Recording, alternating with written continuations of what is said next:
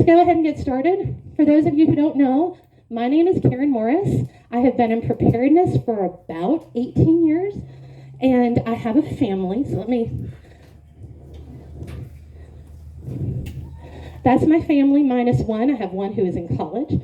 I describe myself as a Christian, wife, homeschooling mom, prepper, author, blogger, aspiring gardener, and reluctant kitchen engineer. In other words, I can cook really well and I hate to cook. So that's what that's talking about. Yeah, I know there's a lot of people who just cooking is not their thing, and that is not my thing. And I'm going to try to trek through these pretty quickly because I got a lot of material and we're going to cover a lot in this time. Most of us have gardens. Raise your hand if you have a garden.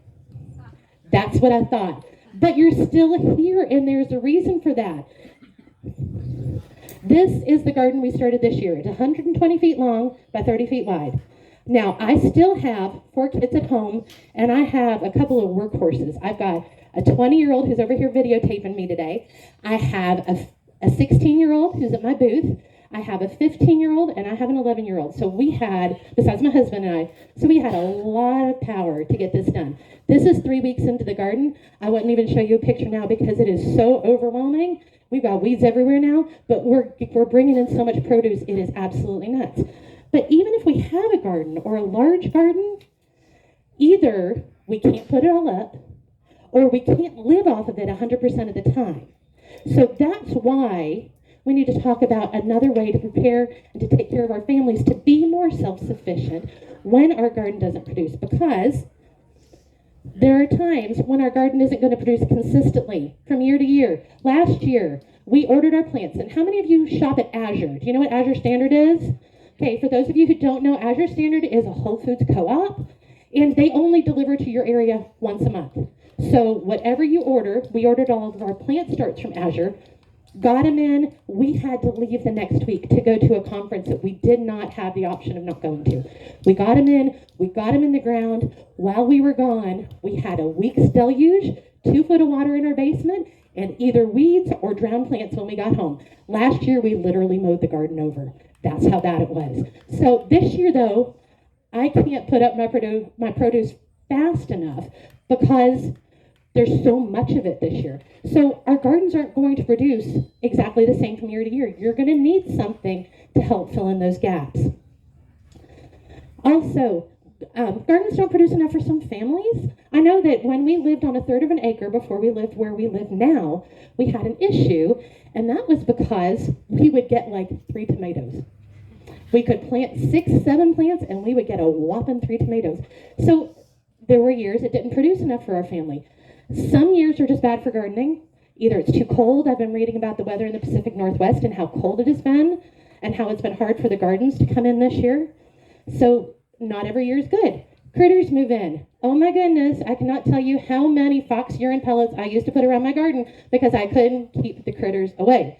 And that's how we tried to do it. And it worked, but you had to put them out all the time.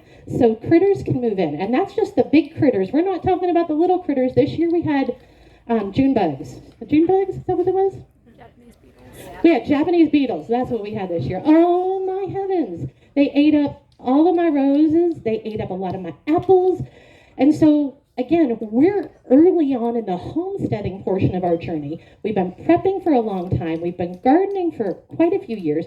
But now we're on a homestead, and we got a lot to learn on that homestead. So we had critters moving in this year we didn't have last year. Also, disease can strike. So we have some apple trees that started getting an orangish blight on it, and so I went and researched it, and it's a cedar rust. And so then we're going to lose our apples if we're not careful with how we deal with that. So there are times when we're not going to get the harvest that we expect just because something is going to happen. But there is a solution, and that solution is food storage. I got started in preparedness through couponing. Totally weird. I used to be able to feed a family of 6 on $200 a month, and we had a whole room in our house dedicated to food. A bedroom dedicated to food. And then that got me thinking, well, what else do I need? Okay, I need a Berkey. I need to be able to filter water. I need to be able to can. So we bought a pressure canner, we bought a water bath canner, and I learned how to do all these things while we were living in the middle of Ferguson, Missouri.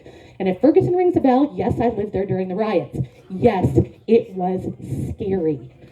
So, but I learned about food storage while I was living on the corner of two major streets in a suburb of St. Louis, Missouri. So with that food storage, where we started, now we have about 6 to 9 months worth of long-term food storage in our house. What we're going to do today is we're going to talk about some of those things.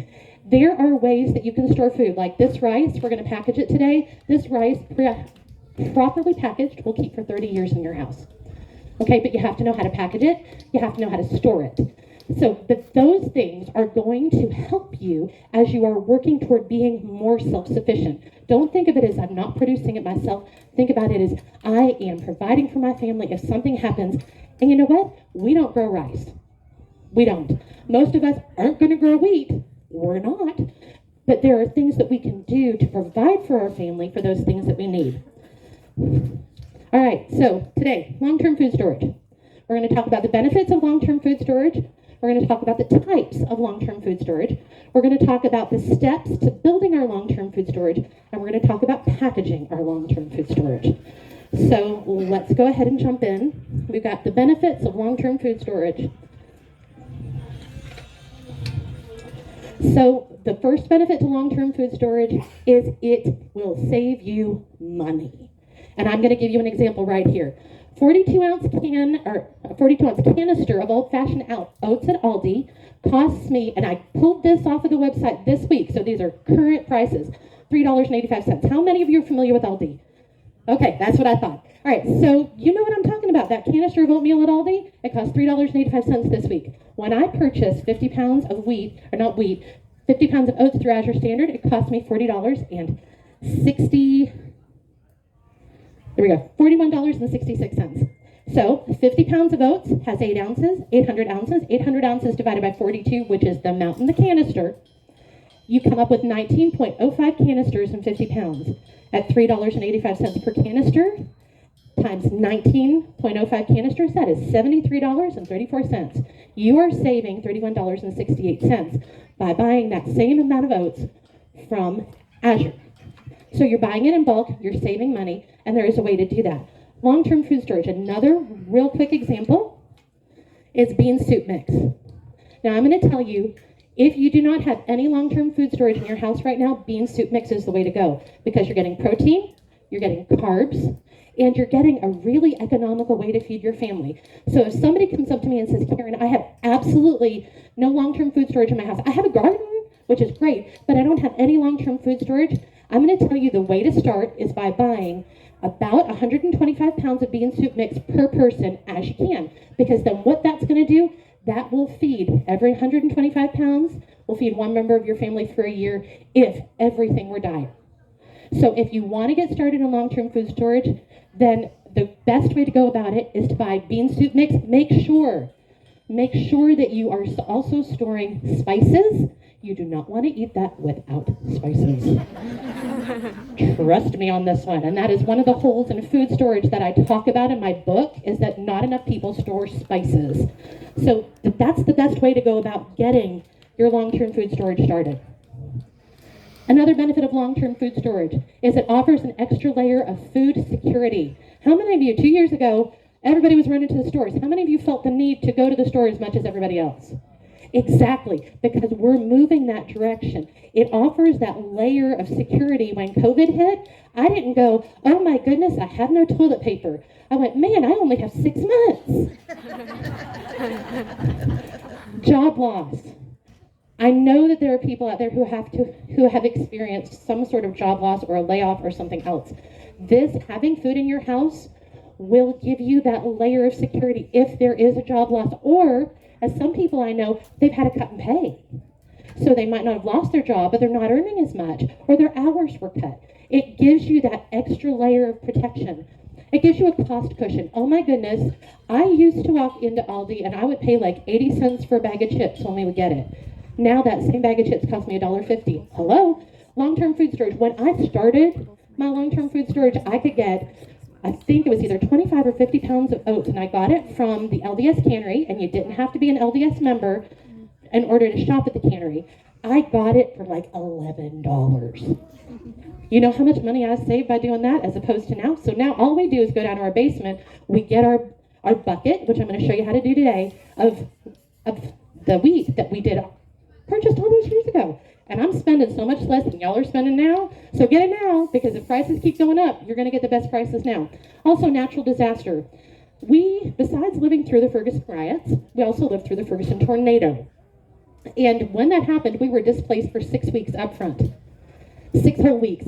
And yes, our insurance company put us up in a hotel, but they didn't pay for food. They didn't pay for anything else that we needed. But because we had food storage, we didn't have to worry about that. Literally, we went into the house, the parts of it that we could get into, and we took food storage with us to the hotel, and we were able to eat in the hotel from our food storage. So even if there is a natural disaster, food storage is going to give you that extra layer of protection. So, and it might, for y'all, it might be either flooding, or it might be drought, it might be winter storms. How many of you have gotten caught at home in a winter storm because it was, yeah, exactly, it gets icy, you don't want to go out, you don't want to chance it, but you need something. Well, if you have long-term food storage, you have stuff at home that you can use to make those things, or to make up what you need. So let's talk about the types of long-term food storage. There's a couple of different types of long-term food storage. I'm going to give you the pros and cons, because some of them might be better for some of you and some of them might be better for others. So let's talk first about a variety bucket. A variety bucket is generally a 4 to 6 gallon bucket, and it's going to have a variety of food in these. One style of variety bucket is from Augustin Farms, and they have a bucket for one person for 30 days, and it contains creamy potato soup, macaroni and cheese, creamy chicken flavored rice, hearty chicken flavored soup, banana chips, morning mousse, low-fat milk alternative, and on Amazon this week it was $173. So that's for one person for 30 days. Some of you are doing the math. I've got how many people, and that's only for 30 days? That's nuts. For our family, it would end up being $1,038 for 30 days. I don't have that kind of money, so I've got to look for other ways, but it's easy to use. You just add water. So if you don't know how to cook, like if it were my oldest son who's at college and literally does not know how to cook, that would be great for him. There's only one of him, and all he has to do is add water. That would work. And there are a variety of items in it, which does help. And this bucket specifically is breakfasts and dinners. Most of these will have a shelf life of between 10 to 25 years. That's pretty impressive. And that shelf life is going to be contingent upon where you store it. If you store it at room temperature or about room temperature or slightly cooler all year long, then it's going to last you closer to 25. If you don't and you store it for less, then it's going to be a whole lot less, closer to the 10. So you do want to take that into consideration. But there are cons. Cost. $173 a month for 1 month's worth of food. That's a big deal. It's an all or nothing. You buy the bucket. If you don't like mac and cheese, you're sunk. It's mac and cheese in there too. Most of these, unfortunately, are not single servings. You would think they would be. No, they've got a pouch that serves 4, and you have to divvy it up. So you need to keep that in mind as you're looking at the long-term food storage options. And then buckets, when we're done, if you want to come up, I'll let you come feel how heavy my bucket is when we've gotten done packaging it. It is heavy. That's not fun. Ask my kids. We've moved like 5 times in the last 5 years. Those aren't fun to move. So your next option for buckets or for long-term food storage is prepackaged ingredient buckets. Now, these are usually 5 to 6 gallon buckets prepackaged with one ingredient, generally sealed in Mylar with oxygen absorbers. There are pros and cons to this one too. Pro, you can choose the things that your family will eat. If your family doesn't eat oatmeal, you don't store oats. Simple as that. If your family can't have gluten, then you're not going to store wheat. Simple as that. You can choose what your family will eat. You're getting a decent quality food because when they do these single ingredient packages or single ingredient buckets, you know what's in it. And depending on the ingredient, they will last from 10 to 30 years, which is, again, that's a long time, folks. That's really helpful. Like I say, we're eating some of the stuff now that we packaged back when we were in Ferguson more than 15 years ago. So that is helpful for us now. Some of the cons are cost. They still, most times, are more expensive than purchasing the ingredients and packaging it for yourself. So a number 10 bucket of Augustin Farms oats from Amazon right now is, a 10-pound bucket is $34.67. 5 of these is $173.35. Our example of the 50-pound oats from Azure is $41.66. So there is a big difference, but you don't have to do it yourself. There's no time that you don't have to worry about the time that it takes to do these things. Buckets, again, they're also going to be heavy and they're going to be hard to transport. Next type of long-term food storage. Buying in bulk and packaging the ingredients yourself. I today have brought 50 pounds of white rice and 40 pounds of pasta. And we're going to do that today together here. And it's so much cheaper. The rice I got for, I'm thinking $15 at Costco. So it wasn't that expensive. And I don't know if y'all have GFS here. That's where I got the pasta, because I like certain kinds of pasta. So this is rotini, and we got these at GFS. They are, I think, 10-pound bags, and we got them for about $9 each, and because I bought 4, I got a discount. So things to keep in mind. They are by far the least expensive way to go. You're storing what you eat. If your family doesn't eat pasta, you're not storing it. But if your family, on the other hand, loves bread, then you can store wheat and learn how to make your bread from the wheat. Depending on the ingredient, they will last between 10 and 30 years. You can get you can get non-fat dried milk powder stored properly. It will keep for 30 years. So you can have milk even years down the road, all because you packaged it yourself. Some of the cons are it does take time and effort. One time, we took our income tax return, we went to the LDS store when we lived in Ferguson, Missouri. There was one right in St. Louis. So we got there, literally, the bottom of our car was like bouncing on the ground on the way out. We had that much food. We got it home. I didn't have time to package it myself right then. I had 4 little ones, and I think they were probably like 6 and under. Okay, so I had a lot of littles at home. So it sat there under our stairs, and it's an open staircase, so it's not like I could forget it. I walked by it every single day. And about 3 weeks later, I saw a moth. And then I saw another moth. And then I was like, wait a second, there are too many moths in my house. I lost it all. All of that food because I waited too long, because it took time and effort. And as a mama of 4 little ones, that was hard to come by. But I lost all the food. So it does take time and effort. You do need to be aware of that. Again, say it with me, buckets are heavy. They're hard to move. So that's one of the cons of doing it yourself. And then also, you need to be diligent about using these. So what I recommend to people is as you get, if you decide you want 6 months worth of long-term food storage, when you get to your 6 months, you start using it. And then as you use a bucket, you replace it with a bucket. So you do want to be cycling through, because your food is going to be better if it's on the lower end. Sometimes things like beans, you can definitely store beans, but if you don't use it soon enough, they might not be bad, but they might not get nice and soft for you. So you want to be cycling through your things. So do make sure that you are doing that. All right, next type of long-term food storage. These are number 10 or pantry cans of freeze-dried food. I am not recommending a company. I'm showing you what was already in my house, so remember that. This is the number 10 can of food, okay? This is freeze-dried. I get it from Thrive Life. I am not selling Thrive Life, okay? But this is where I get my food, is through Thrive Life. It is very helpful. You can get freeze-dried foods there. They are expensive. That is one of your cons. This is cooked ham dices. This was probably $75. However, I will also tell you that it is probably approximately 10 pounds of ham. So when you consider that it's about $7.50 a pound, yes, it's more expensive, but it will last me for 30 years if I don't open it. And when I start opening it, then we start using it. So they do have big cans for families like mine. They also have pantry-sized cans, and this one is pinto beans. So if there's just a couple of you and you want a smaller can, because you're not going to go through it as fast, they do offer that. This is a type of long-term food storage. These cans will last you generally closer to the 30-year mark than the 10-year mark. Again, if you're storing them at the right temperatures.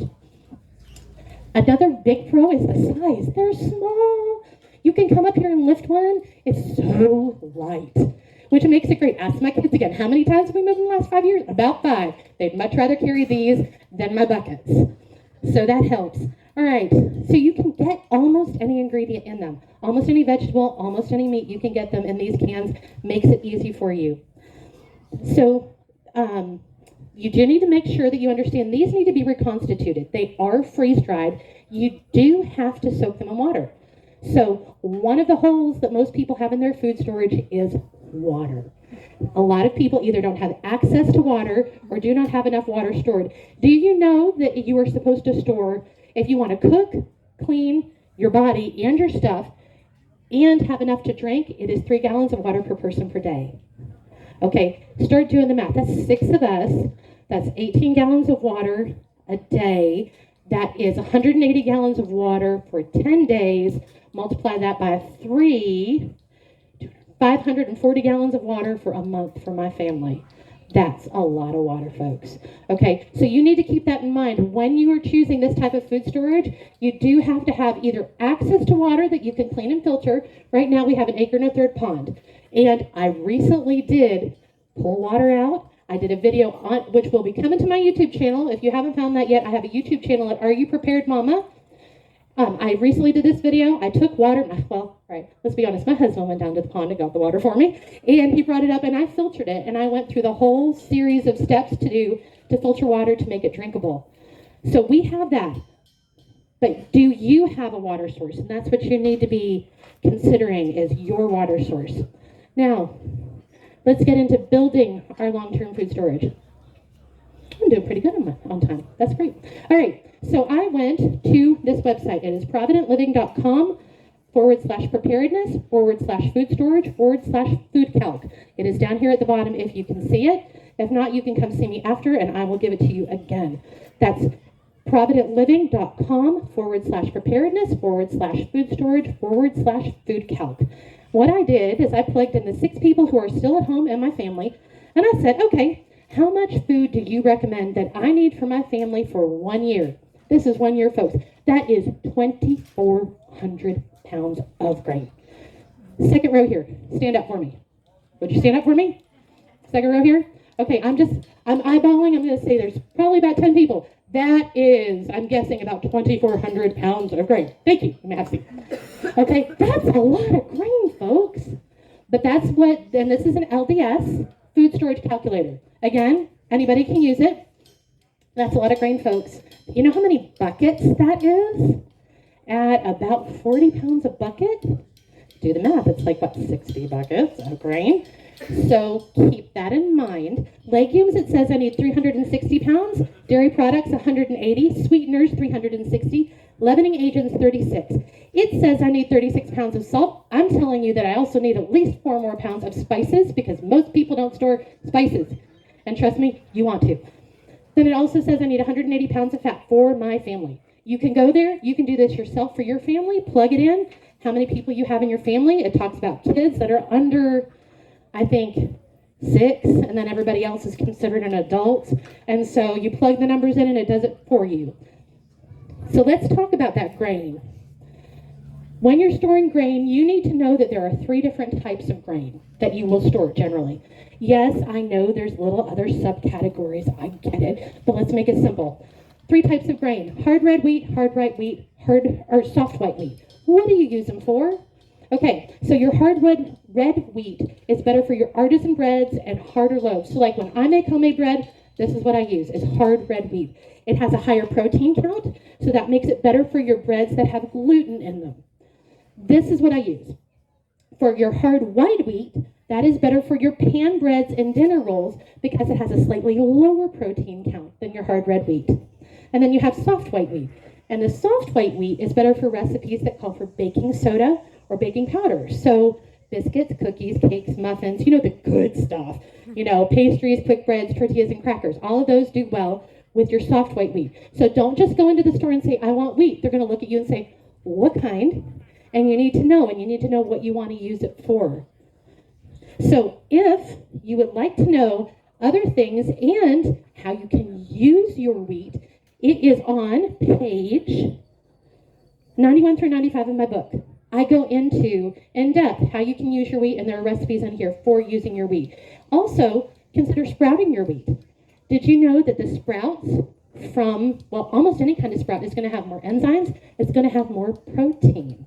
And that's a great way, if you need to get calories in your family fast, sprouting your different seeds. You've got broccoli seeds, you've got your wheat, you can sprout them and you can eat the sprouts and you're going to get really good nutrition from that. All right, so that was the first one. Let's talk about building our grain storage, which is oats. So this part of grain storage, I should say. Oats are allergen friendly. How many of you have gluten-free people in your house? Okay, be careful that you do get oats that are processed at a place that does not have cross-contamination with gluten. That can be a big deal if you are truly like celiac. For our family, oats were fine. We had some gluten-intolerant people, but that wasn't a big deal. They could do oats. But did you know that you can make things besides oatmeal? Hello. Oat milk. You can make crumbles and crisps, granola bars, oat pancakes, and oat pie crust, all from oats. And I give you recipes in here on pages 87 through 91. So make sure that you are checking that out. Lots that you can do with oats. A lot of things people don't think about. How many of you like creamer in your coffee? You like the thickness of creamer? Anybody out there? I like the thickness of creamer. Oat milk will fill that for you. Even if you can't get regular creamer, or like in our case, we just prefer heavy whipping cream in our coffee. If we can't get that, oat milk has a nice creamy texture and you can make it yourself. So very simple. Building your grain storage again, now we're going to talk about rice. There are things that you can do with rice which are really, really helpful. Casseroles, hello, yes. Rice and casseroles. Soups, yes. Not just adding it to your soup, but when I was growing up and money was tight for my parents, they would make up a pot of rice and pour soup over it so that it would stretch the soup. If you're on hard times, it's a great stretcher for almost any recipe. Rice can also be used in so many meals. Red beans and rice, Mexicali pie, tacos, chicken and rice, broccoli and rice, lots that you can do with rice. So let's go on to the next grain, which is corn. Did you know that you can go to Costco or Walmart or Aldi and buy popcorn and grind it in your grain grinder? How many of you knew that? Yes, you can go and you can grind it in your grain grinder and you can make cornmeal from that popcorn. So besides popcorn, using your popcorn for popcorn, you can make grits, cornbread, cornmeal pancakes, polenta, crackers. You can use it to coat food, like if you want. How many of you were familiar with shake and bake? Back in my day when I was a real small, yeah. See, you're in my generation. When we had this, it was shake and bake. You'd put your meat in a little bag and you'd literally shake it up and then you'd stick it in the oven and you'd bake it and it flavored it well. Well, you can use it for something like that. You can also take your cornbread and make it into cornbread stuffing. There's corn pudding as well. You want to know how to get more out of your stored corn? Check out pages 96 and 97 in my book. It is in there. All right, moving on. Let's talk a little bit about pasta. Because pasta is not a grain in and of itself, but it is a category. I'll move this mic again. Tell me if you can't hear me in the back. Is it better? Can y'all still hear me back there? All right. So let's move on. So pasta, so many different varieties of pasta. Spaghetti, macaroni, linguine, lasagna, rotini, bow tie, egg noodles, shells, all of them.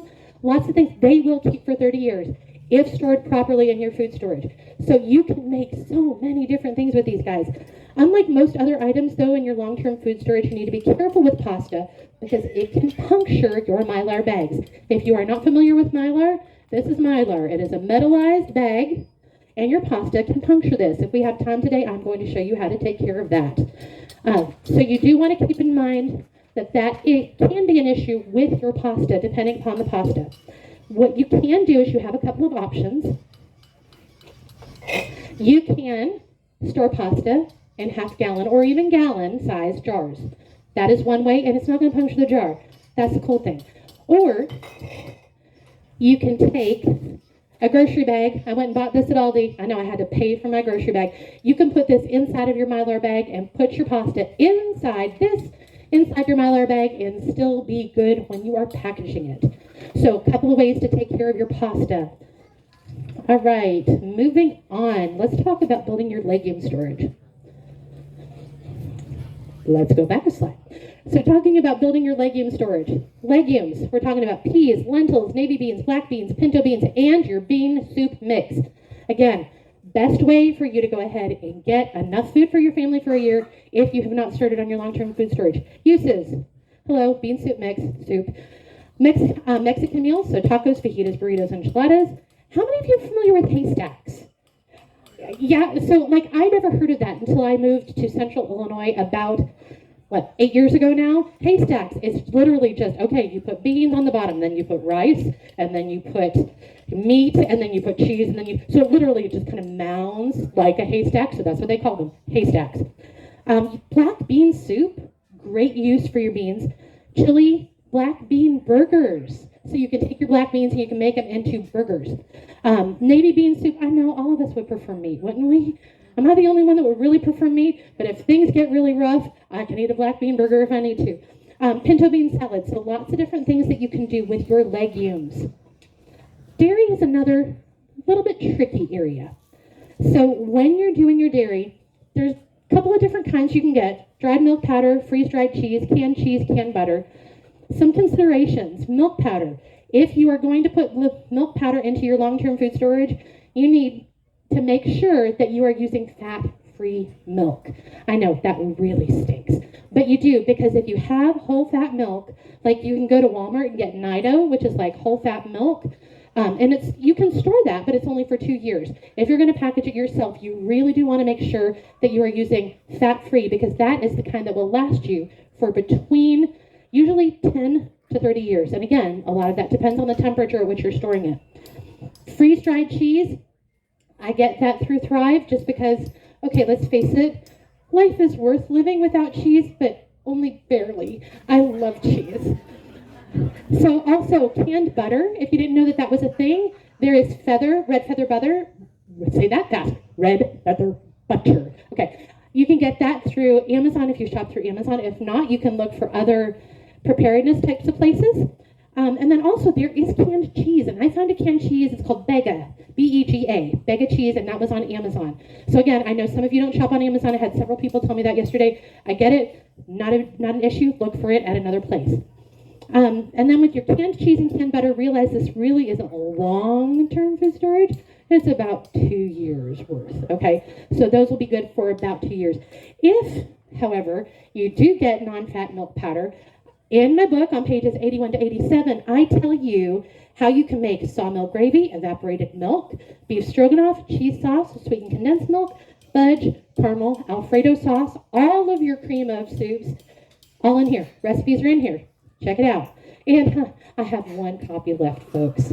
I sold out yesterday in 3 hours. I did not expect it to go that fast. So at the end, I have one copy left that I will sell. So it's first come, first served. All right, let's go on to talking about building our leavening agents. Why does that say sweetener? Because I skipped a page in my notes. That's why. Okay, so let's talk a little bit about building your sweetener storage. And you know what? I'm not seeing that in my notes, so you're going to get that just from my brain. Sweeteners, best one is honey. It will not go bad. I don't care. It won't go bad. As long as you don't get stuff in it and critters don't get in it, it will last forever. Say it with me. Forever. That's right. Honey is the greatest thing to store. Even if it crystallizes, heat it up, and it is good to go.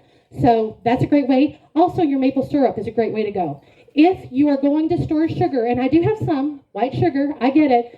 Not everybody does. If you're going to store sugar long term, do not, say it with me, do not put an oxygen absorber in it. You will not be able to use it. So when we talk about packaging food today, we're going to talk about putting an oxygen absorber in. You don't want to do that when it comes to sugar. You won't be able to use it because you're not going to be able to get the sugar apart. I mean, hammer and pick, maybe. That's how bad it gets. So make sure that when you are storing your sugar that you do not use that. So just also I would suggest molasses, because molasses are a good one that is going to store long term as well. You can use that with your sugar to make brown sugar. You can do that. You can make brown sugar from it. for those of you, you want to store brown sugar? Great. If you run out, you can still make your own. Powdered sugar, same way. Powdered sugar is going to last for quite a while. All it is, white sugar powdered with a little cornstarch. That is what powdered sugar is. You can make it yourself. There are so many things that you didn't realize you could make yourself, you can make yourself. So check out those things. All right. Building, yes?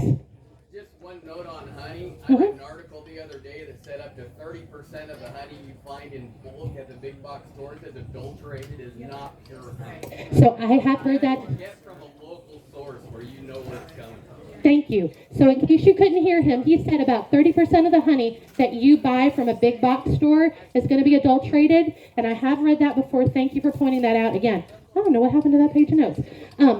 But a lot of it is high fructose corn syrup. So get it from a local beekeeper if you can, or a trusted source, a source that tests their honey. Thank you very much.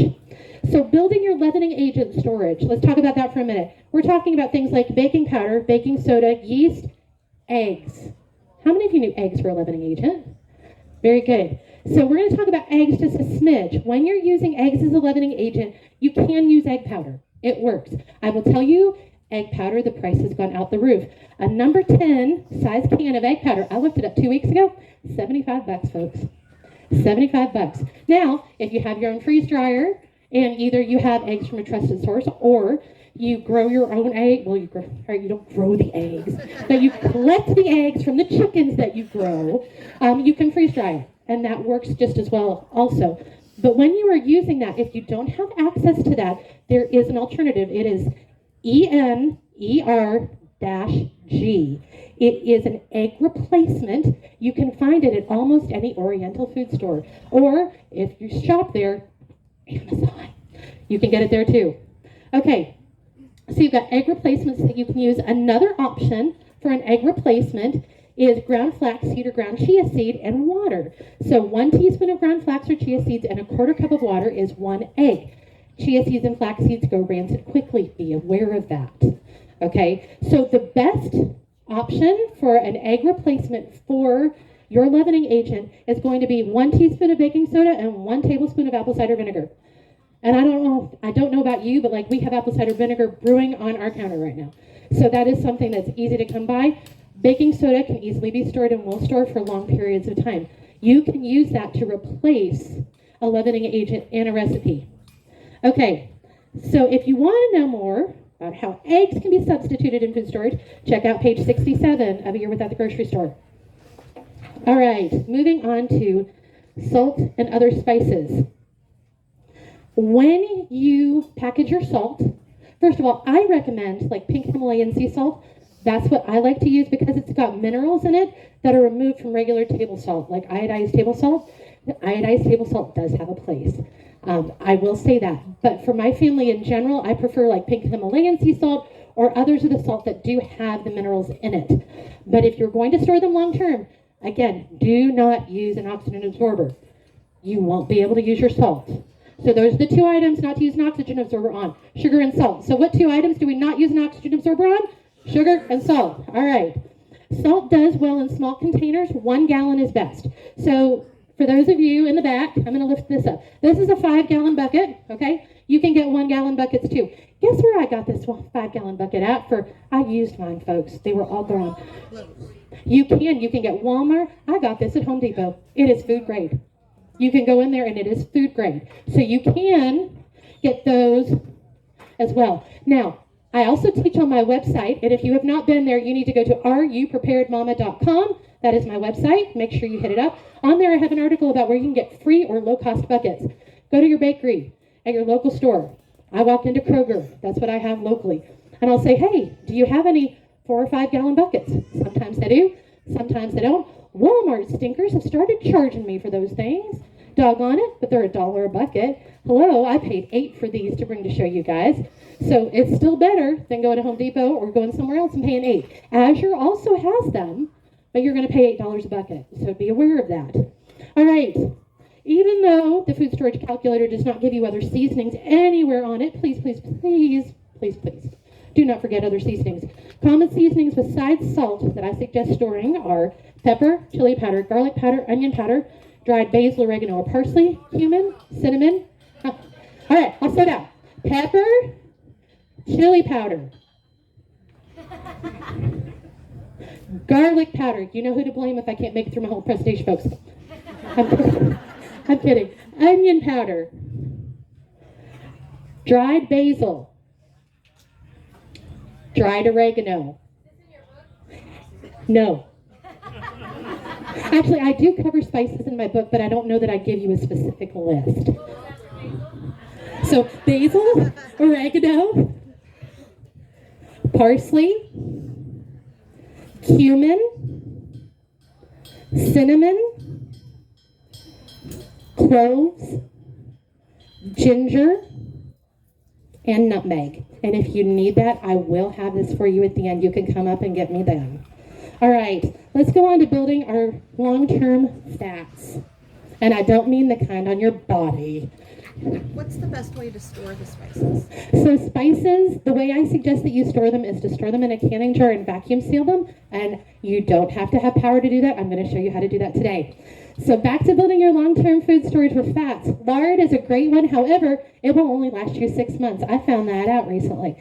So make sure that you are not counting on lard as a long-term one. Coconut oil lasts you up to 2 years. That's what we generally keep is a lot of coconut oil. Shortening. Now, don't, all right, I get it. Don't turn me out yet and don't leave. Please don't leave. Listen to me. Okay. The creamy texture of shortening is great, but you can get it in one that's not bad for your family. So I used to, and still do, buy from a company called Tropical Traditions. They have a palm shortening. And according to rusticwise.com, palm shortening does not have a shelf life. And it is good for you. So there is an option. Yes, I get shortening is not in general. Don't go buy Crisco. That's not what I'm saying. I'm saying go buy something like Tropical Traditions palm shortening. You can use that. And according to rusticwise.com, that's the caveat. So do your research, folks. Always the best to do your research. That's not going to go bad on you. So that's a great option for long-term food storage. Peanut butter. That's a good fat. It'll last you up to 2 years. Canned butter, shelf life of generally about 2 years. Okay, we made it. Okay, we're going to do some packaging of food. All right, so packaging long-term food storage. All right, you can do a couple of different things. You can vacuum seal in jars, or you can put them in buckets, and you can do it that way. So I'm going to show you something really cool. I've got my half-gallon jar here. I'm going to come over here, and I'm going to get some of my, actually, I got spaghetti for this specifically. Okay, I got spaghetti from a local store called GFS. If you don't have access to something like Costco or Sam's, and you want to buy food in bulk, look for a restaurant store. This GFS is Gordon's Food Service, and that's where I got all of my pasta from. And you can get it at really good prices. Some things, they aren't good prices. Other things are decent. I'm going to take my spaghetti. I'm going to put it, all right, I'm going to put some of it into my half-gallon jar. And then I'm going to pull it back out and I'm going to break some of it because I was using the other kind before. All right, so let's pull it out, break it in half. Probably get more in that way too. All right, pull it out, break it in half. And then our last bit, pull it out, and break it in half. All right, so this fits in our canning jar, okay? That is my pasta. I'm going to take a regular canning jar lid with the ring. I'll put it on. Now, I'm going to take the ring off. Now, probably didn't have to put the ring on, but I do normally. I'm going to take a Food Saver vacuum sealer canning jar attachment, okay? I'm not going to use the Food Saver. I learned this last week when my Food Saver decided to go kaput. This is a brake bleeder. For those of you who have never done this before, this nozzle on the brake bleeder goes into the hole on the top of your food saver. Now, if I were at home, I would put this against the counter and I would push. Here, I'm going to have to pump, so we'll see how this goes. Because that's a lot of pumping for a little bit. Now, when you do this, ooh, my lid is not on all the way, I can tell because my pressure is not going up. That is how you know if, make sure those are down. That is how you know if you have an issue. When you are doing this properly, your pressure gauge will go up. You don't have to shoot for a specific number. Okay? And I'll tell you, even if this doesn't hurt or work here, we've been doing this for like 3 weeks at home, 2 weeks at home, about 2 weeks at home. It does work. So hopefully it'll work for you today. You need to make sure this is straight up and down in your food saver attachment. Push it down so you create a seal. There we go. It is moving up. But you got to keep pumping. Okay, so you keep pumping until it no longer, let's see if I can do it against the table, that'll be better, until the needle no longer goes up. And it doesn't matter the number, you don't have to worry about the number, but it is still, that needle is still moving up. So we're just going to keep pumping. Okay, needle has stopped. I don't know if the front row, could you hear that? Okay, there was a little intake of air. Pull the food saver attachment off. Guess what, folks? It is sealed. Okay? That is vacuum packed yourself without electricity. This will last me 30 years if stored properly. Okay? 30 years if stored properly. That's a great way to do it. Okay, so that is one way for you to store your pasta. Another way to store your pasta, like I mentioned before, is we are going to take, yes, sir. Do you have to use a new flat every time, or can you use like a used flat on your... You mean the lid? You can try. I haven't had to use brand new ones. We've got other ones that we've used before too. So I haven't had an issue. It doesn't mean that you won't. Some of them are going to be cracked, so you have to watch out for stuff like that. But other than that, you don't have to worry about it. As long as you can pull it up and it doesn't come off, you're good. Okay? Yes? Did you say that's what we should do with our seasonings as well? That's what you should do with your seasonings as well. This is how I suggest you store your seasonings, even if it's just like in a half-pint jar, if you don't keep a ton. Yes, ma'am? Absolutely. It is called a brake bleeder. It is an automotive tool, ladies. I bought an automotive tool. Be proud of me. It's called a brake, B-R-E-A-K, bleeder, B-L-E-E-D-E-R. Yes, ma'am.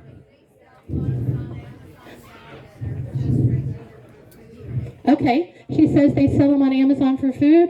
I don't know how much that cost. It cost me $18 for the whole set. What? Harbor Freight. Okay, she said she paid $20. Same type of thing. It works well. Yes, ma'am. Okay. Does that work with the Tatler? Does it work with what? We have not tried it with a Tatler lid. I would not suggest it. Tatler lids, as my daughter keeps informing me, are very finicky. So we started experimenting with Tatlers this year. You have to get them just right. Yeah. Yes. So since you're not pressure, can you use any kind of reuse any kind of jars then? Yeah, well, as long as you have the right kind of lid that you can, you don't want a lid with that has the ring as a part of it. So like you couldn't use ragu, you know. Yeah, you can use any kind of regular jar. So, okay. Yes, ma'am. That is correct. I don't know if you heard that. She said there's a popular saying, actually it starts with 3 is 2, 2 is 1, 1 is none. That is a prepper saying. You will hear that. So in other words, don't buy one brake bleeder.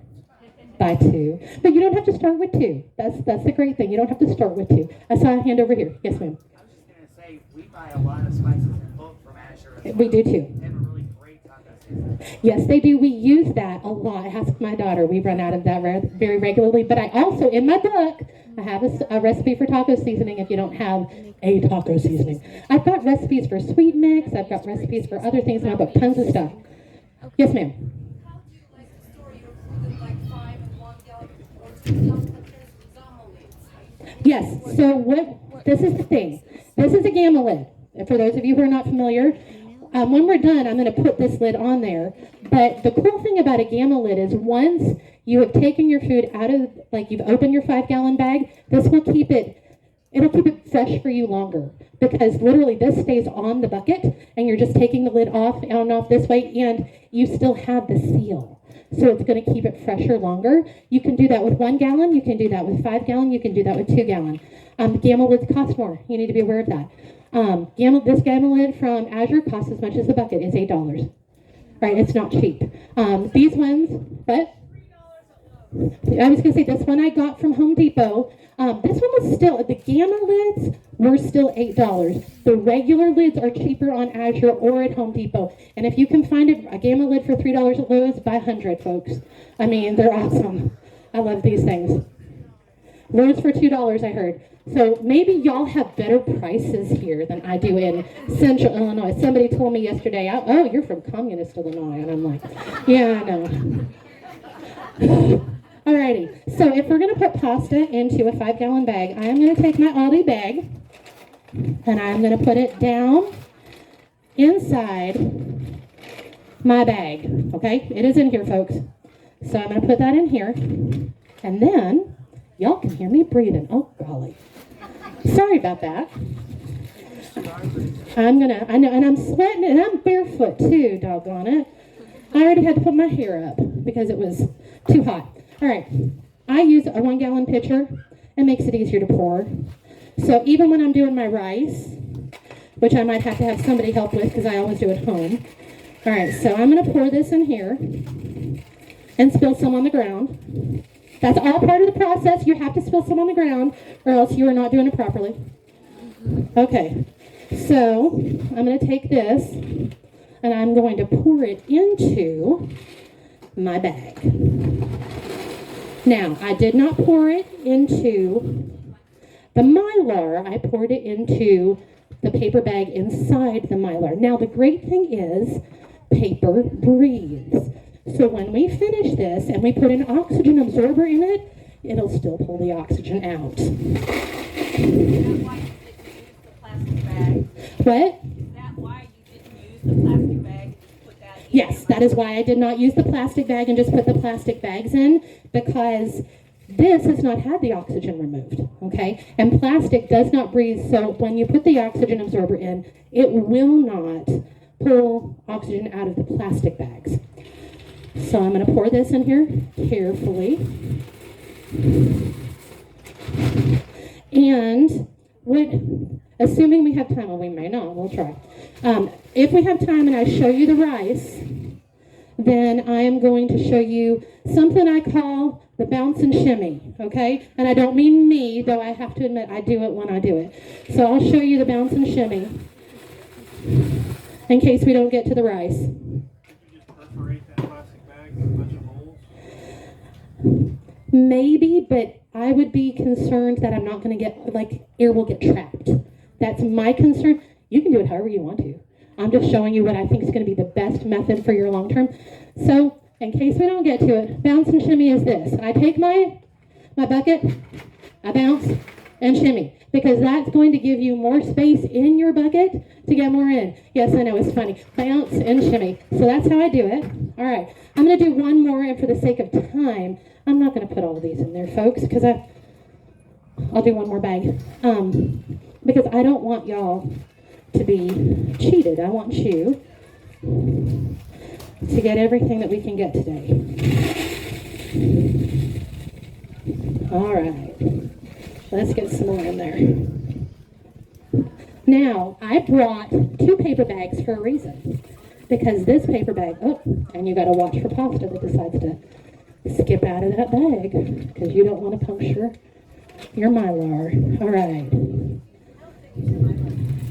My Mylar, you know what? It is this one.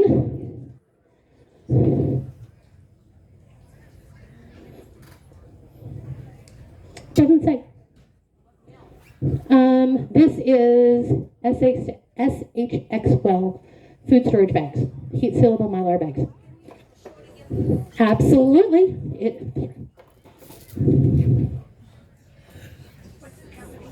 SHX and I believe I got this on Amazon. Okay.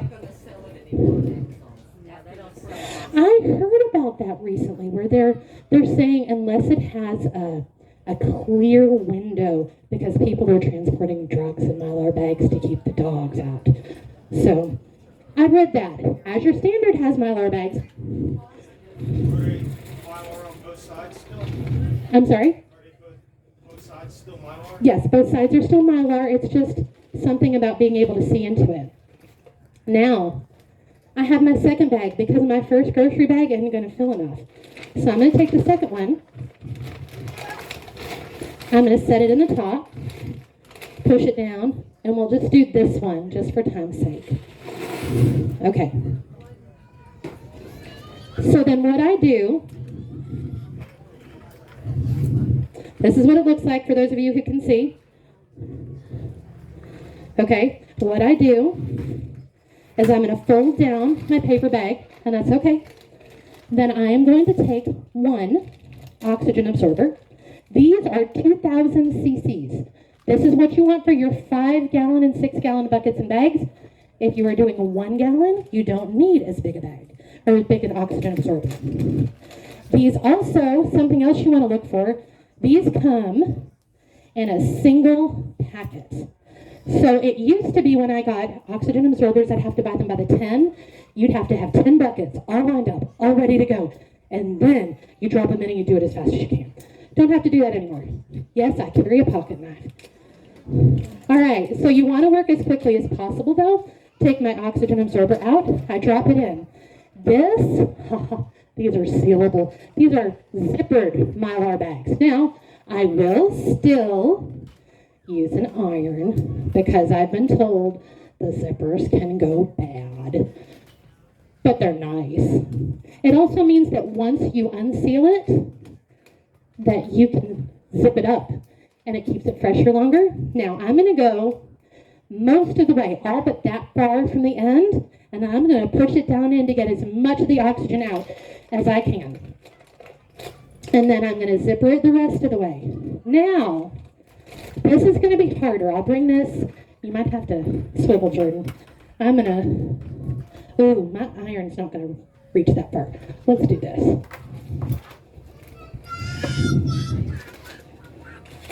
Okay, move these.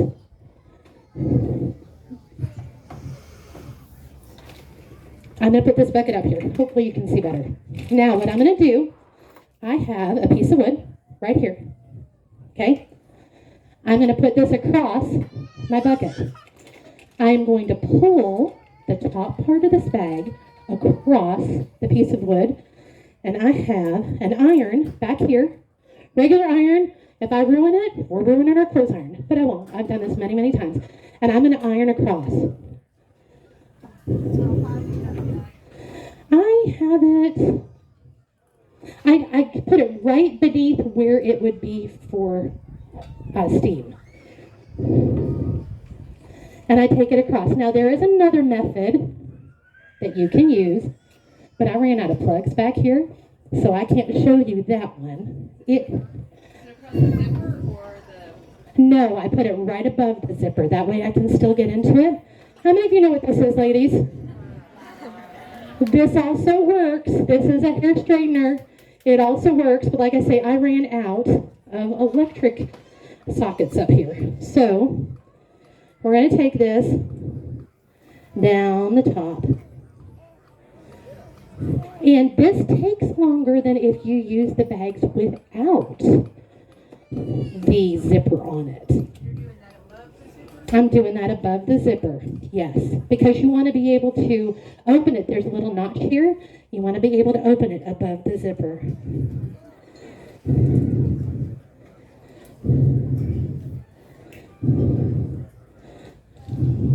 Okay.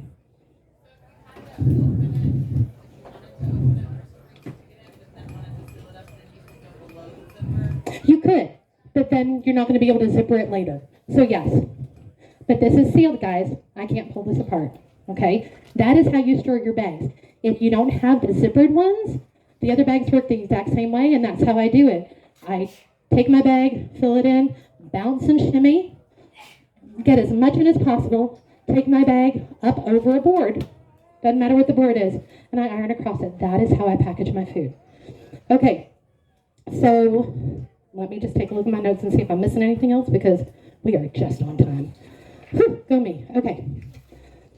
I'm going to tell you just a smidge about the different books that I have.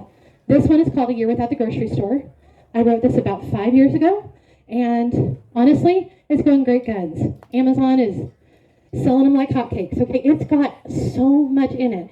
If you don't know a lot about short-term food storage, this is the place to go.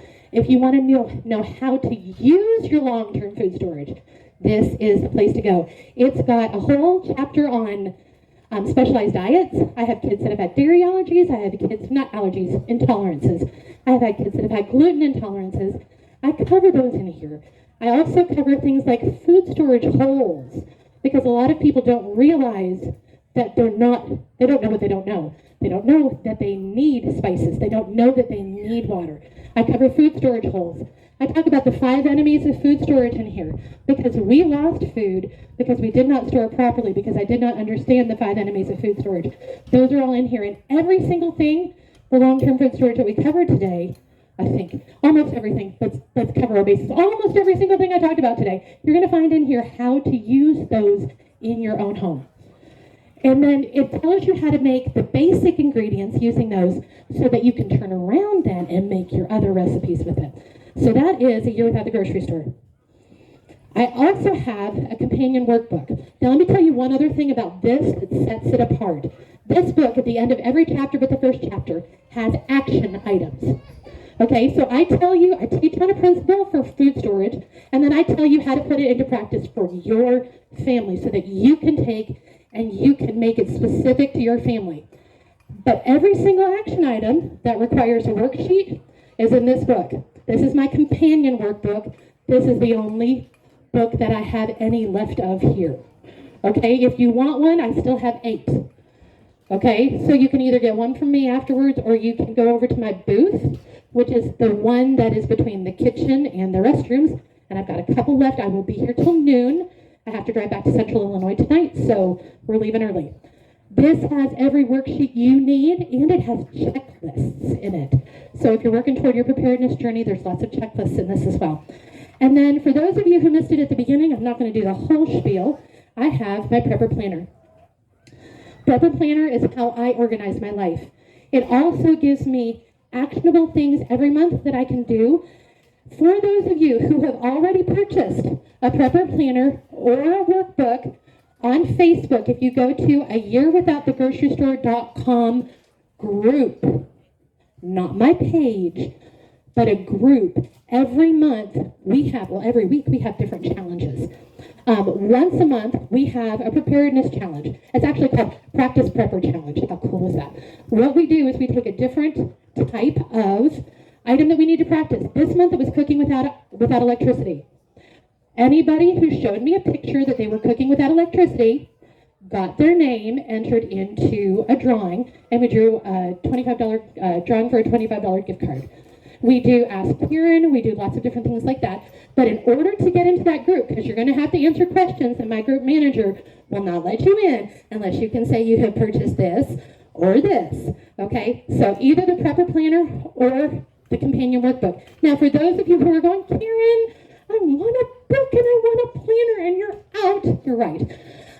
So here, up front, you can scan that QR code. When you scan it, first of all, sign up for the email list. I email 2 to 3 times a week. I give you a new article. I tell you fun things that are going to help you. Also, I have a YouTube channel. You can find it from scanning that. But if you click on Go to the Blog, at the top there is a carousel that has this product. Click on it, and it will take you to Lulu, to the only place this is available right now. Lulu. However, A Year Without the Grocery Store and the companion workbook are both currently on Amazon, so you can get them from there. If you show me that you have purchased this book from there today, and you come to my booth before we leave at noon, I will give you the $2 off, because it's more expensive on Amazon. I'll give you that $2 off on the workbook, and you can get that here, and you don't have to pay shipping for those of you who are not Amazon Prime members anyway, and would have free shipping. Okay. Do I have any questions? Yes, ma'am. On your short-term food storage, and your 4 recipes, Mm-hmm. in like weekly, monthly, when you go to the store, what's your like, Okay. So for short-term food storage, the question is, how do we set up short-term food storage and how do I know how much I need? Am I right? Okay, short-term food storage, I teach you create a menu Sunday through Saturday. Then you're going to repeat that menu for however many weeks or months of food storage you want. If you decide for your family you want a 2-month cushion, then you're going to take that menu, you're going to repeat it 8 times. So you would take what you need for one recipe, you multiply it by 8. However, that is done for you in the prepper planner for all 12 recipes that are in here. If you want 1 month's worth, it's here. 2 months worth is here. 3 months worth is here. It does all the math for you. That's how I teach that you should set it up. Yes, I do, because we eat regular foods most of the time, but I store specific things for hard times. So we will use, what we do is we buy for what we need, we put it in our long-term food storage, and we pull out what we need. We're buying and then using, so we're rotating through. Other questions? Yes, ma'am. Can you do this with like potato chips and crackers? No, potato chips and crackers. Potato chips have oil, they will go rancid. Crackers, you might be able to get a short window out of, but I wouldn't put them for long-term. I don't know. Okay, over here, was there a question?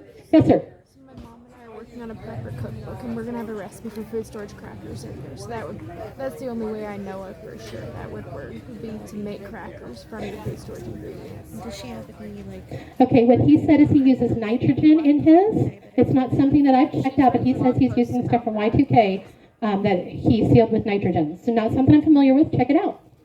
Do your research. Any other questions? Yes, ma'am.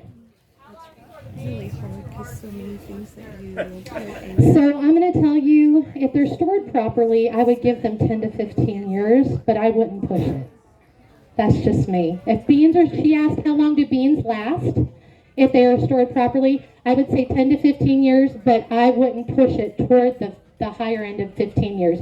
And you can pressure cook them, not can them, cook them, and that will help make them softer as well. Yes, ma'am. I was just going to say, in response to the old beans, there is a process that you can go through to revive them. So look at that.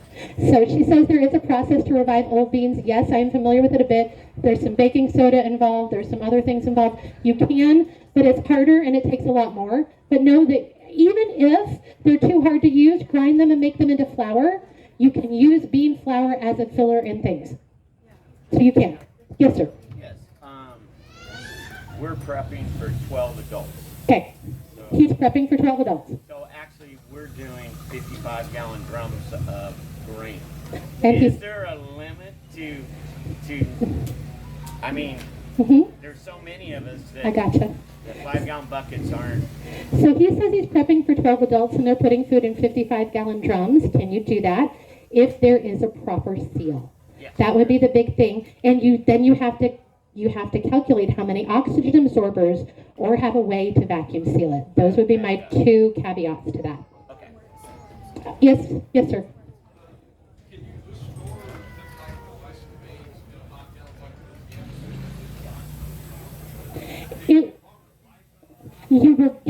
You'll get a much longer life. You wouldn't be able to store them. So I'm sorry, the question for those of you who couldn't hear is, can you store things like the rice in just a 5-gallon bucket without the Mylar? And you can, but you're going to get a much longer shelf life out of them if you put them in the Mylar with an oxygen absorber. That's what I would say. For how long? I haven't researched that. I'd hate to give you something that I know very little about. So I would suggest that you go research that one. I'm sorry. Yes, ma'am.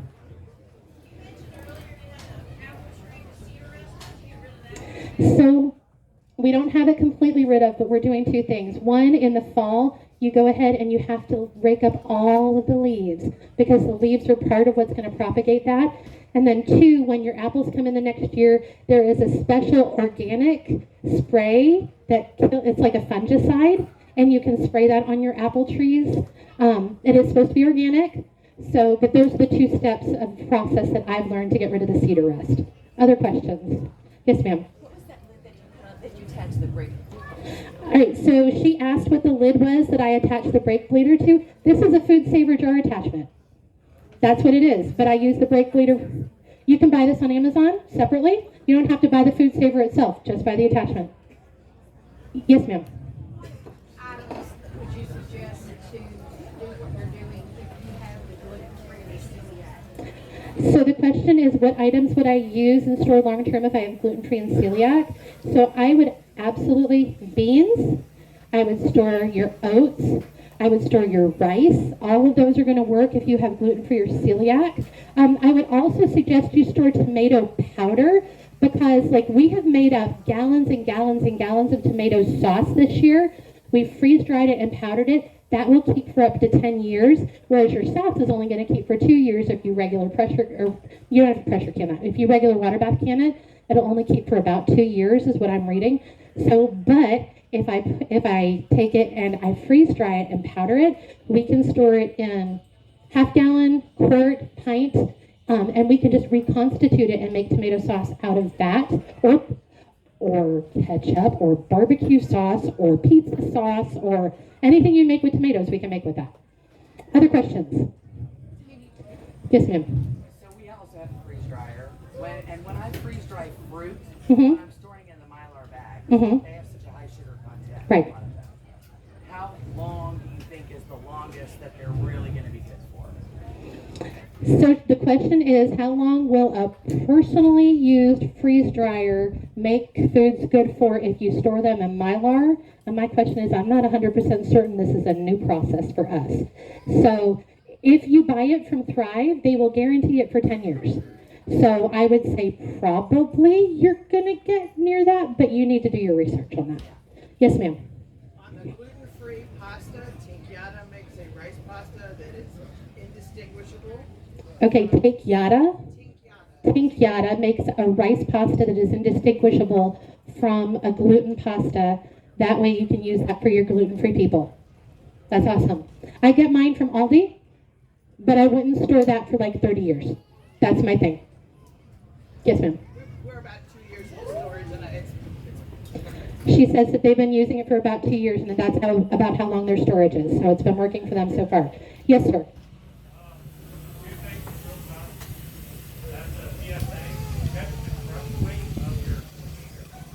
Check the crush weight of your containers, he said, as a public service announcement.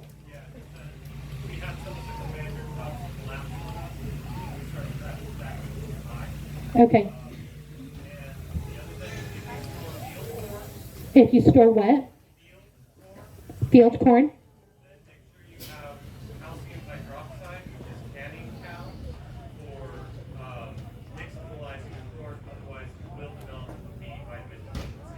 Okay, so he says if you're storing field corn, make sure you store what kind of calcium? Calcium hydroxide with it, because it's going to minimize the vitamin B deficiency, I think is what he said. Okay, so that was his public service announcement. Other questions or comments? Yes, sir.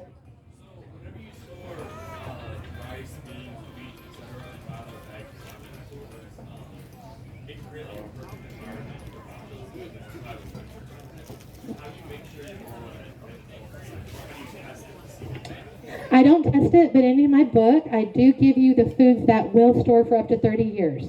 So this is what I would tell you. He says that you can have botulism in food that is stored if it has too high a moisture content. The thing is, with the foods in here, they are dried. So unless you have added moisture to them, you should be okay. That is the conventional wisdom. However, in other we're all canners. We know that if there is a jar that the lid is popped or you can tell that oxygen has been put into, don't use it. Same type of thing. Don't use it if it looks like you've got, like I put my oxygen absorber in, okay, and yes, there's still, you can tell there's a little air, but it will absorb that over time.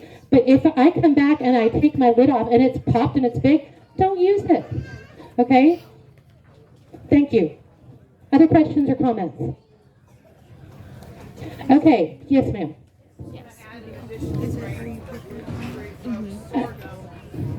Sorghum is an additional grain that you can use for gluten-free people. Okay, I'm going to go ahead and call it there. I will be up here to answer questions, or if you want to buy a book.